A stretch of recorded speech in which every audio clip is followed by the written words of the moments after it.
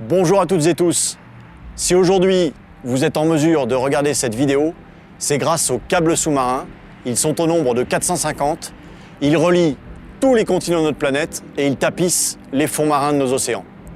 En effet, 98% des données numériques, conversations téléphoniques, données Internet passent par ces câbles sous-marins.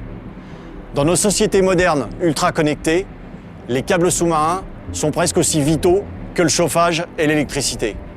Un câble sous-marin, c'est stratégique. Aujourd'hui, je suis à bord du bâtiment de soutien Le Pionnier, au sein de la base navale de Toulon, et je vais vous parler entre autres des robots sous-marins Remoted Operated Vehicle.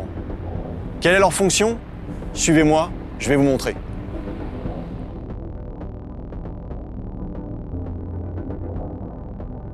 Ces robots, ces ROV, sont filoguidés au travers de ces câbles. Ils sont pilotés depuis la surface à partir de bâtiments tels que celui-ci. Ils permettent de surveiller et d'agir sur les câbles sous-marins grâce aux bras télescopiques et aux caméras dont ils sont équipés.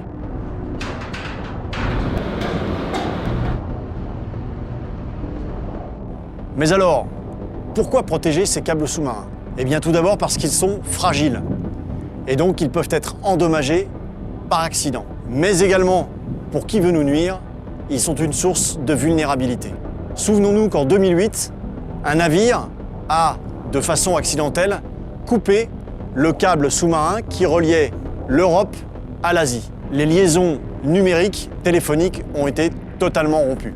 Et tout à fait récemment, en novembre 21, au large de la Norvège, un câble sous-marin dédié aux recherches océaniques et au renseignement militaire a tout simplement disparu.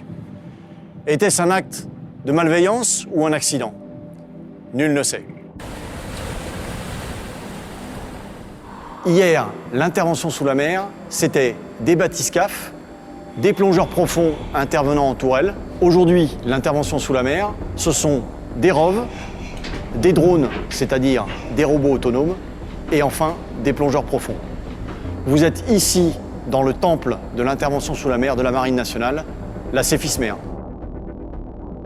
Ces ROV permettent de surveiller et d'agir sur les fonds marins. Pour connaître, identifier et détecter, il s'agit d'utiliser des drones autonomes bardés de capteurs ultra performants, sonars ou caméras.